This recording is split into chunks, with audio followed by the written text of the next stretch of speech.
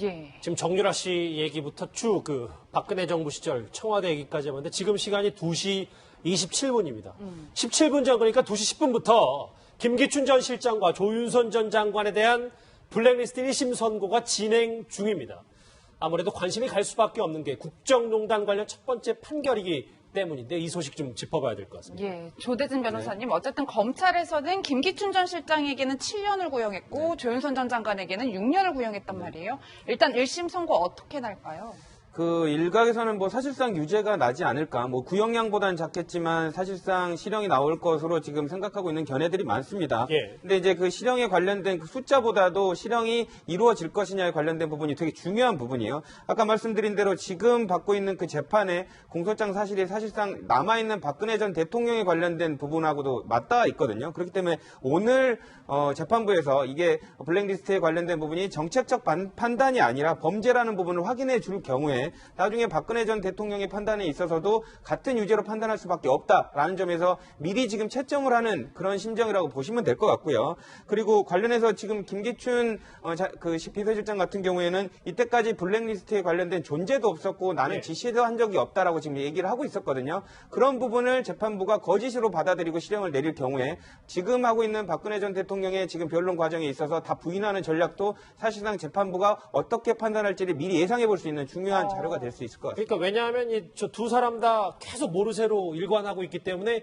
이 부분이 오늘 1심 판결에서 어떻게 나올지가 제일 관심사잖아요. 그렇죠. 일단 사법부가 판단을 할 때 블랙리스트에 관련된 부분을 변호인이 변호를 했지만 재판부가 어떻게 보고 있다는 부분을 미리 지금 가늠해 볼 수 있거든요.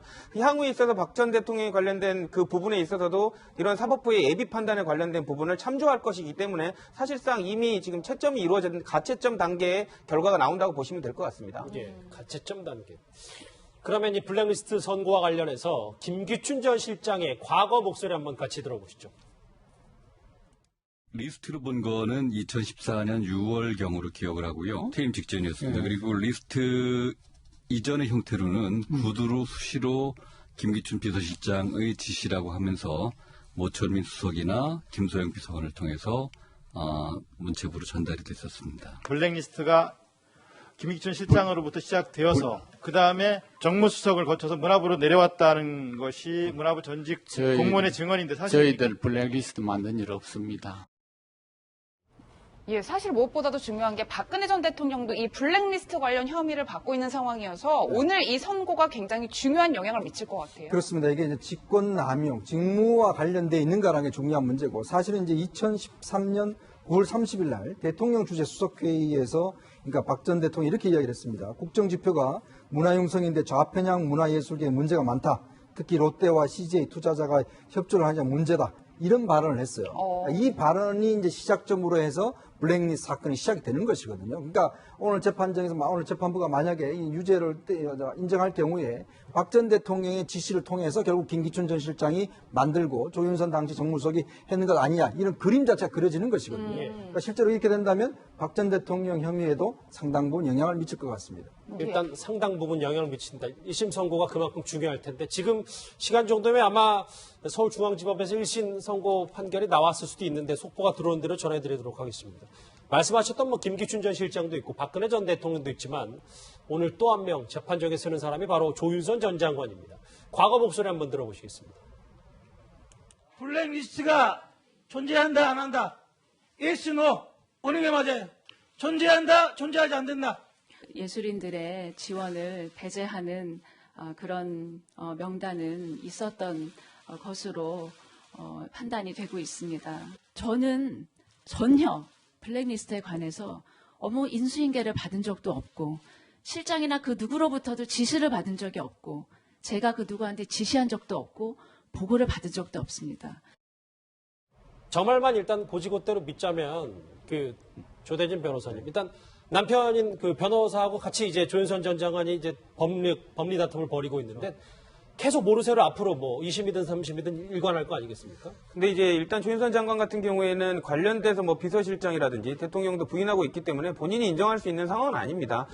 그렇기 때문에 지금 계속 부인하는 방법을 선택을 할 수밖에 없을 것 같고요. 하지만 이제 이런 부분을 재판부가 정말로 믿어주느냐 안 믿어주냐의 부분인데 지금 나온 증거라든지 당사자의 진술 그리고 관련자의 진술들을 비춰봤을 때 사실상 인지하지 못했다는 것은 거짓일 확률이 높다라고 생각하는 게 일반 법조계의 생각이기 때문에요. 예. 이런 부분에 재판부가 어떻게 판단할지 그럼에도 불구하고 조윤선 장관의 말을 믿어줄지는 지켜봐야 될 것 같습니다. 예. 무엇보다 중요한 건 오늘 1심 판결, 1심 선고가 박 전 대통령 관련 혐의에 있어서 또 어떤 영향을 미칠지 그거겠죠. 관련 소식 짚어보도록 하겠습니다. 전문가 세 분, 조대진 변호사님은 계속 함께해 줄 거예요. 나머지 세 분과는 여기서 인사를 드리겠습니다. 고맙습니다.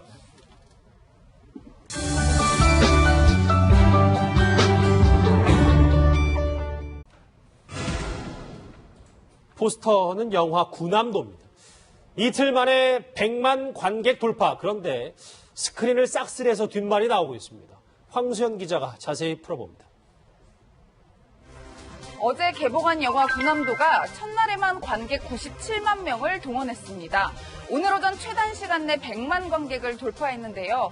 개봉 이틀 만에 100만 관객을 돌파하는 기록을 세운 겁니다. 흥행 질주를 이어가며 신기록을 세우고 있는 구남도 잠시 감상하시겠습니다. 조선분이시죠? 저하고 같이 온 딸내미가 이소희라고. 아직 어린 년이야. 식당들 데리고 뭐 하는 거야? 지금부터 내가 조선으로 와보여. 본발로 가는 거라고 도라구에 태워져서 가고 너무 부르더라고. 나갈 거야. 여기는 조선 사람들 다 같이.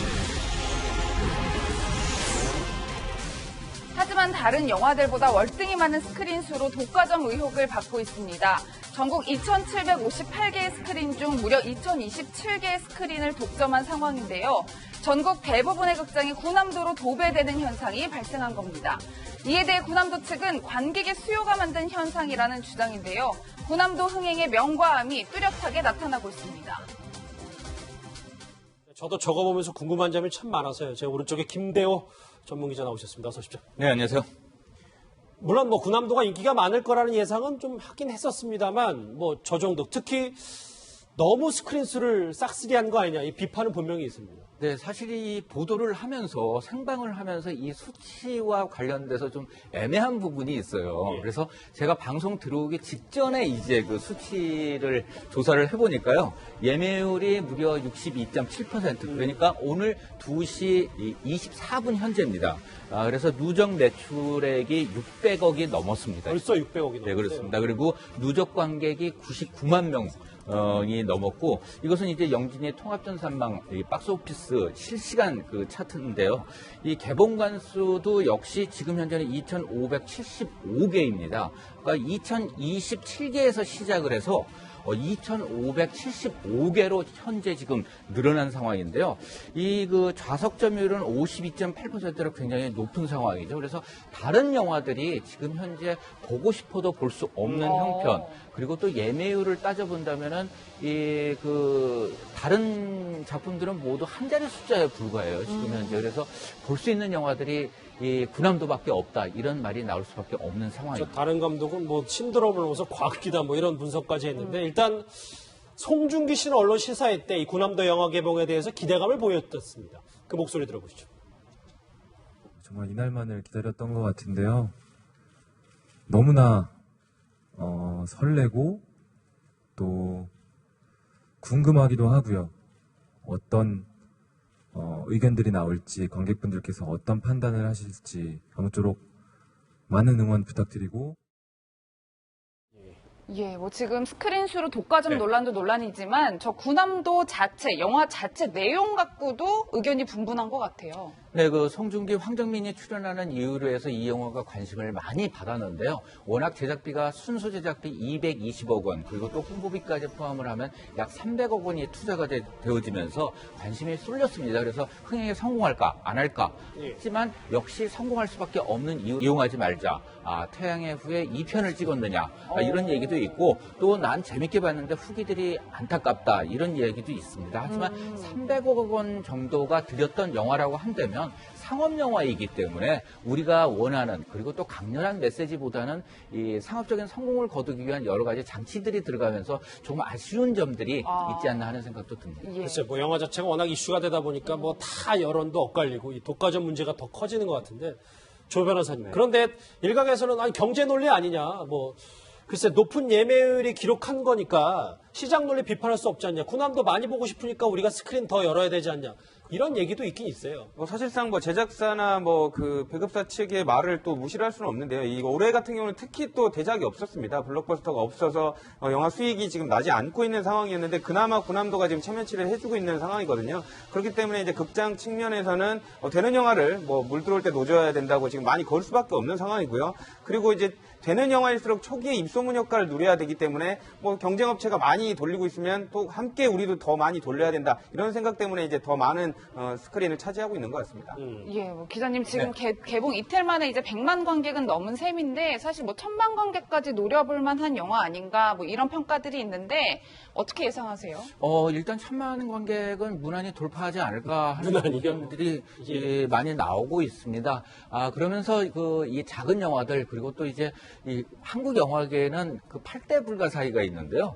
7대 불가사의는 세계적인 거지만 한국 영화계는 8대 불가사의가 있는데 감독은 어떻게 먹고 살까라는 하는 게 이제 8대 불가사의인데 조금 더 다양한 영화들을 이 영화 팬들이 만날 수 있도록 이런 배려들이 좀 그 법안이나 여러 가지 형태로 마련이 되어졌으면 하는 바람입니다. 그러니까 저 1000만 관객을 누군가는 혹시 강제 1000만이라고 말이죠.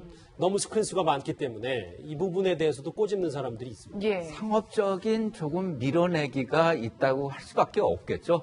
배급사와 그다음에 또 제작사가 갖거나 또 여러 가지 형태 등으로 인해 가지고 대기업에서 배급을 하거나 극장을 가지고 있는 곳에서 굉장히 유리한 측면이 있기 때문에 작은 영화들은 하루에 한 번 상영하는 그런 경우도 있거든요. 하기 때문에 좀 상업적으로 이 뭐 공산품처럼 밀어내기 형식의 그 어떤 그 성공을 견인하는 그런 것도 굉장히 문제가 되고 있습니다. 이틀 만에 100만 관객을 쉽게 돌파한 군함도 얘기까지 해봤습니다. 정리를 할게요. 여러분은 지금 뉴스특급과 함께하고 계십니다.